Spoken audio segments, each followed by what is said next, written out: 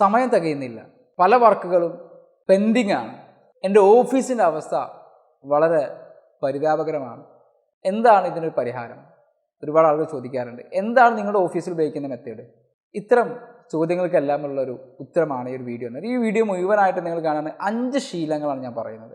ഈ 5 ശീലങ്ങൾ നിങ്ങളുടെ പേഴ്സണൽ ലൈഫിലും നിങ്ങളുടെ ഓഫീസുകളിലൊക്കെ നിങ്ങൾ സൃഷ്ടിച്ചെടുത്തു കഴിഞ്ഞാൽ നിങ്ങളുടെ പ്രൊഡക്ടിവിറ്റി ഇപ്പോൾ ഉള്ളതിൻ്റെ എത്രയോ ഇരട്ടിയായിട്ട് നിങ്ങൾക്ക് ഉയർത്താം എന്ന് ഞാൻ ഗ്യാരണ്ടി ആയിട്ട് പറയാം.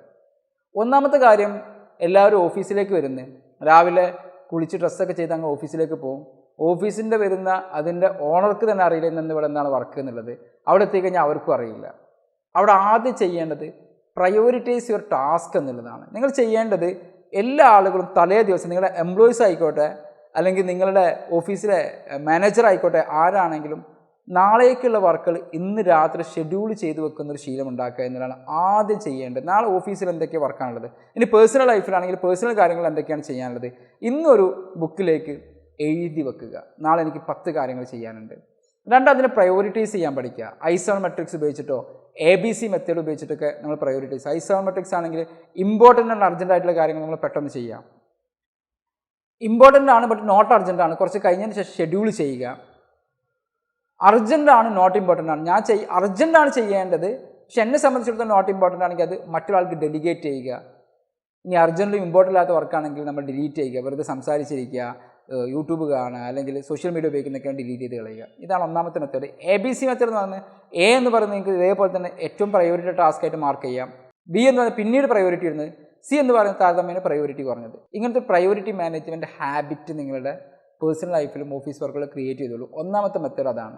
രണ്ടാമത്തെ ഒരു മെത്തേഡാണ് ടൈം ബ്ലോക്കിംഗ് എന്ന് പറയുന്നത്. ഈ പ്രയോറിറ്റൈസ് ചെയ്ത കാര്യങ്ങൾ, ഇന്ന വർക്ക് എനിക്ക് കംപ്ലീറ്റ് ചെയ്യാൻ എത്ര സമയം വേണം, ഈ B വർക്ക് കംപ്ലീറ്റ് ചെയ്യാൻ എത്ര സമയം വേണം, ഓരോന്നിൻ്റെയും ഒരു ടൈം ഷെഡ്യൂൾ നിങ്ങൾ ക്രിയേറ്റ് ചെയ്ത് വെക്കുക. ഉച്ചയ്ക്ക് ഞാൻ ലഞ്ചിന് പോകുന്നതിന് മുമ്പ് ഈ വർക്കൊക്കെയാണ് കംപ്ലീറ്റ് ചെയ്യുക. ഓഫീസിലേക്ക് പോകുന്നതിന് മുമ്പ് എനിക്ക് ഈ വർക്കുകളൊക്കെ കംപ്ലീറ്റ് ചെയ്യാൻ പറ്റും.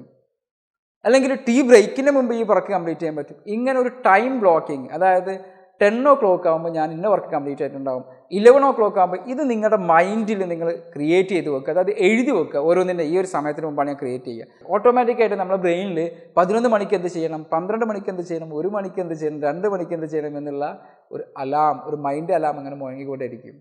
അത് നിങ്ങളുടെ പ്രയോറിറ്റി കൂട്ടുന്ന അടുത്തൊരു ഹാബിറ്റാണ് നിങ്ങൾ ക്രിയേറ്റ് ചെയ്യേണ്ടത്. മൂന്നാമത്തെ ഒരു ഹാബിറ്റ്, മിനിമൈസ് മൾട്ടി ടാസ്കിങ്.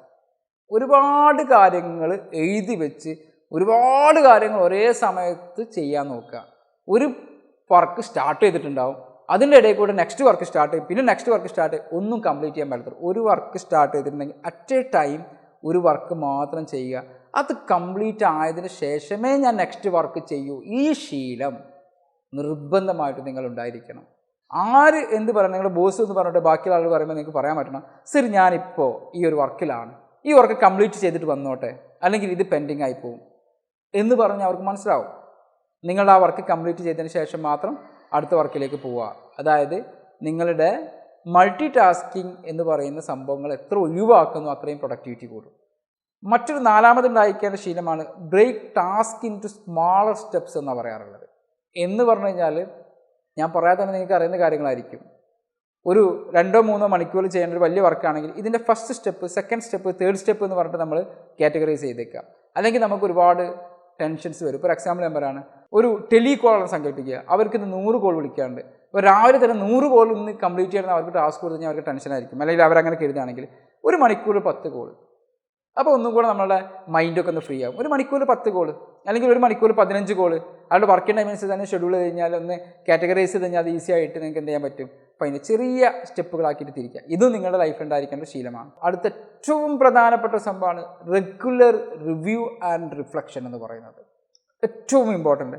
ഇതെല്ലാം പല ആളുകളും അച്ചീവ്മെൻറ്റ് ലിസ്റ്റൊക്കെ എഴുതി വെക്കും, രാവിലെ ഓഫീസിലേക്ക് വരും, വൈകുന്നേരം ഇതും കൊണ്ട് വീട്ടിലേക്ക് പോകും. അങ്ങനെയല്ല, ഇടയ്ക്കിടയ്ക്ക് ഈ അച്ചീവ്മെൻറ്റ് ലിസ്റ്റിൽ ഏതൊക്കെ കംപ്ലീറ്റ് അതിന് ടിക്ക് ചെയ്യുക, അല്ലെങ്കിൽ കട്ട് ചെയ്യുക, കംപ്ലീറ്റ് ആകാത്തതും കൂടെ മാറ്റി ചെയ്ത് കംപ്ലീറ്റ് ആക്കാൻ പറ്റി നാളേക്ക് അപ്പം തന്നെ ഷെഡ്യൂൾ ചെയ്യുക. ഇത്തരം 5 ശീലങ്ങൾ നിങ്ങളുടെ ലൈഫിൽ കൊണ്ടു കഴിഞ്ഞാൽ ഇപ്പോൾ ഉള്ളതിൻ്റെ പ്രൊഡക്ടിവിറ്റി നിങ്ങൾക്ക് കൂടിയിരിക്കും. നിങ്ങളൊരു മാസം കണ്ടിന്യൂസ് ആയിട്ടൊന്ന് ഇങ്ങനെ ചെയ്ത് നോക്കും, ഒരു ചലഞ്ചായിട്ട് എടുക്കും. ഞാൻ ഈ ഒരു മാസം കണ്ടിന്യൂസ് ആയിട്ട് ഞാൻ ഈ വീഡിയോയിൽ പറയുന്നത് പോലെ ചെയ്യുമെന്നുള്ള ചലഞ്ച് എടുക്കുകയാണെങ്കിൽ നിങ്ങളുടെ പ്രൊഡക്ടിവിറ്റി 5 ഇരട്ടിയായിട്ടോ 10 ഇരട്ടിയായിട്ടോ ഒക്കെ വർദ്ധിക്കും. ചാനൽ സബ്സ്ക്രൈബ് ചെയ്യാൻ മറക്കണ്ട. ഇത്തരം ഒരുപാട് ഇൻഫർമേഷൻസുമായിട്ട് ഞങ്ങൾ വീണ്ടും വന്നുകൊണ്ടിരിക്കും. ഞാൻ Saif Alpra, the clarity mentor and habit transformation coach. From Skiola habit academy. Thank U.